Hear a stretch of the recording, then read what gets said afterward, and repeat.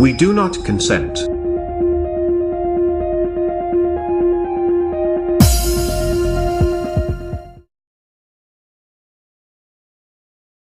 This cell tower is just 120 feet from her home. I'm scared to death that she's going to wake up with cancer or reproductive issues. Charlotte's mother, Alicia Holmgren, says the 95-foot structure was built within a week in May, smack in the middle of town, with seemingly no warning to residents. Homeowners in one Long Island town are preparing for a fight.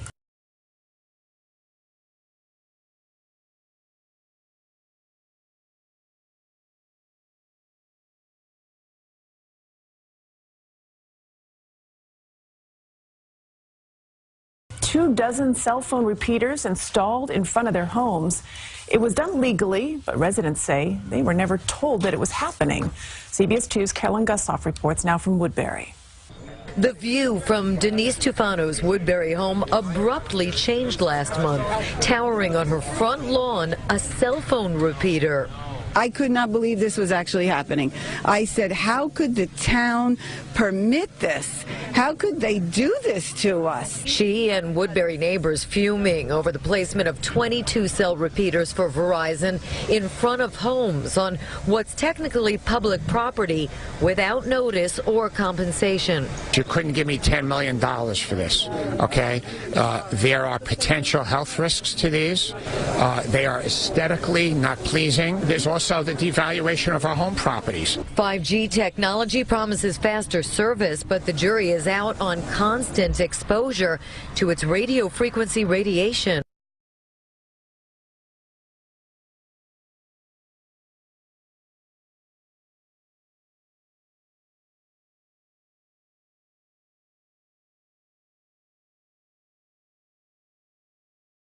.5G technology promises faster service, but the jury is out on constant exposure to its radio frequency radiation. Your cell phone you use, you put down.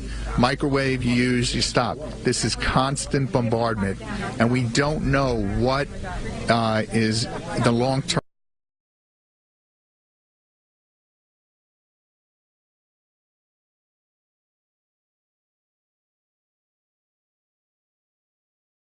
Is the long-term effects. Residents say their cell service was good enough. Put them in a commercial area. We don't need it. And you know what? We should have at least been asked. I don't think the health of my children is as important as my cell phone service. When CBS 2 asked the town of Oyster Bay's supervisor why here, he showed up at this protest and was peppered with residents' demands. They have no place in front of homes in residential neighborhoods. Now, what about the ones that are already up? The ones that Excuse me. New to the Post, Joseph Saladino says the town's hands are tied by federal rules that cut local governments out.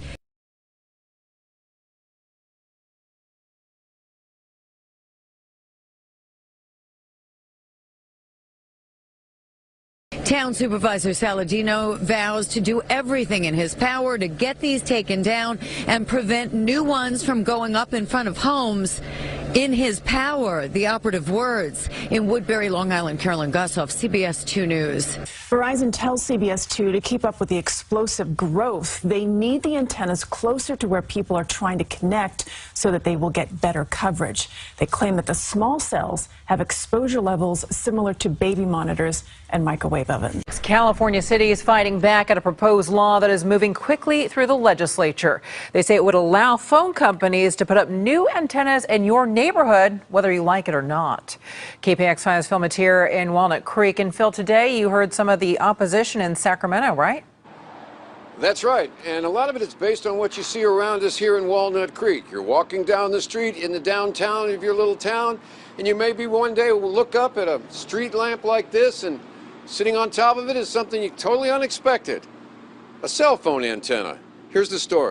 5G wireless has the potential to be a game changer. But to pave the way for that game change, telecom companies need to put up between 30,000 and 50,000 of these small cell antennas, including several likely in your town over the next 5 years, but with only limited local say.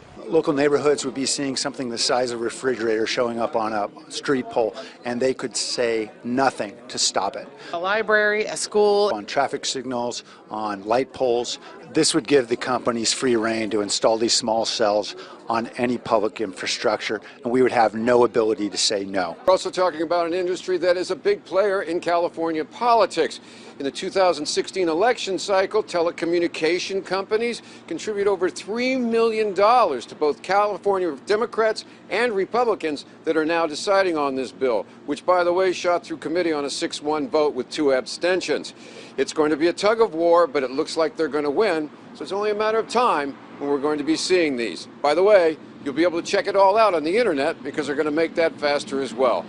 In Walnut Creek, Phil Matier, KPIX5. Back to you guys. Hi, this is John in Los Angeles. It's October 22nd, 2017, about 10 o'clock in the morning, and I'm at a park in Dominguez, California here. That was a little religious ceremony they got going down there. So I'm looking around the park, and I'm looking at this. Look at this. This is a microwave cell tower, guys, right out in the open where anybody can walk up to it. People are being hit by it that are playing in the park and all this stuff. And I'm gonna show you the signs here, wide open. Look at this. You can freeze frame the video if you want to read some of this. I won't stay on it too long, but just take a look at this. Look at this. Yeah, you really want to salute this. They're microwaving the piss out of us all, and they're disguising it as this. This is what they do. They put the flag on things so you trust it. Well, I don't trust it, all right? Put the flag on things so you trust it. Well, I don't trust it. Tour guide said that one of the reasons they wanted to build the data center in Utah was because of the patriotism of people from Utah. Yeah, that was one of my questions is, you know, why did you come here? And his response was, the electricity is cheap and the people are patriotic. And I read that as a code word, is that nobody's going to ask any questions. And, you know, that kind of sat with me uneasily, that in my opinion, patriotism is questioning your government consistently. The idea that we're just sheep out here and we're not going to care, I think is, you know, even though we're a very conservative state, I think a lot of people would bristle at that idea. Put the flag on things so you trust it. Well, I don't trust it. You may sign up to speak. You may, please leave. Please leave the room. Thank you. Please leave. Shame on you. Tempers seemed to flare at the county school board meeting.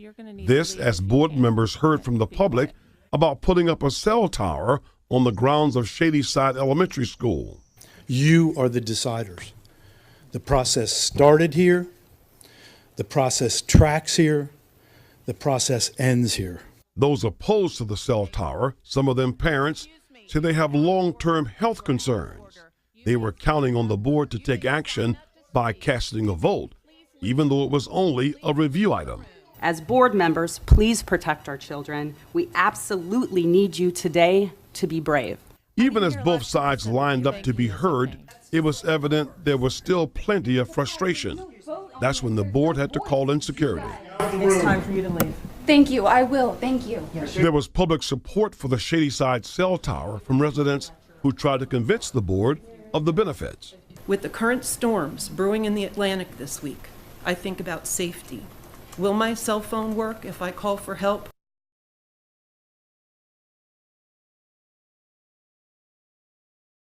I think about safety. Will my cell phone work if I call for help or try to let my family know that I'm okay?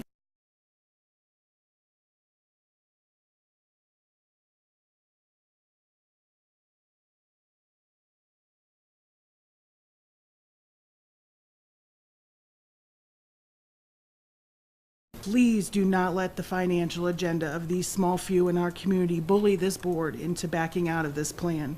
One board member called for a vote on the issue, even though he realized the item was only up for review. Motion fails at this time. That said, the cell tower proposal, now out of the hands of the school board, awaits an official permit. Now, looking beyond Shadyside, there are 2 other pending cell phone tower proposals, one of them on the grounds of school board headquarters. So what's the financial benefit? Last year, the school system collected a little more than $81,000.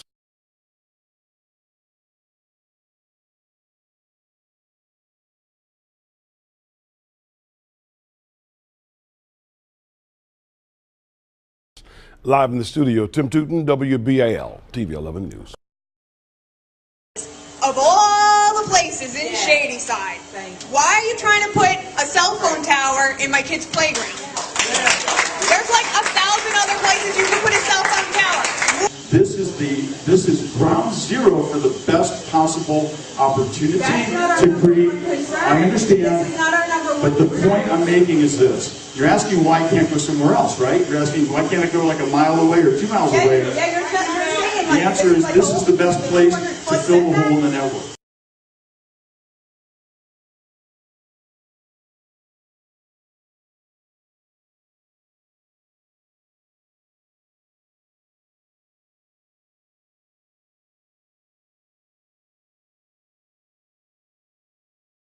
You're asking why can't I go like a mile away or 2 miles away? The answer is this is the best place to fill the hole in the network. Really? There's really everywhere else in Shadyside. You're trying to tell me everywhere else in Shadyside you can't get more than 200 feet from a building or somebody's property line or whatever. That's what you're trying to tell me? And will you be guaranteed? Will we be guaranteed that the school is the cell tower is safe for us kids, and we won't get some sort of cancer or anything like that? Because I don't want cancer.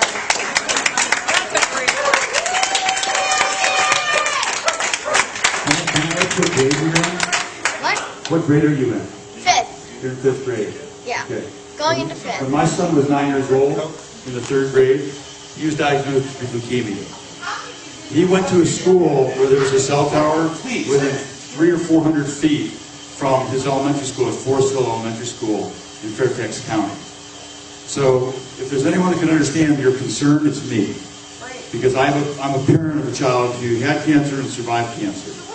And I can tell you that there is no credible evidence to demonstrate that my son got cancer from that cell tower.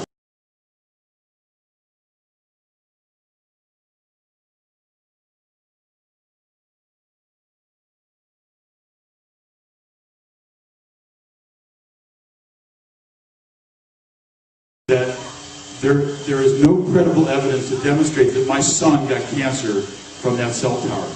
Because the reality is that there's no evidence to show it causes harm. And I wouldn't put a big before it causes harm.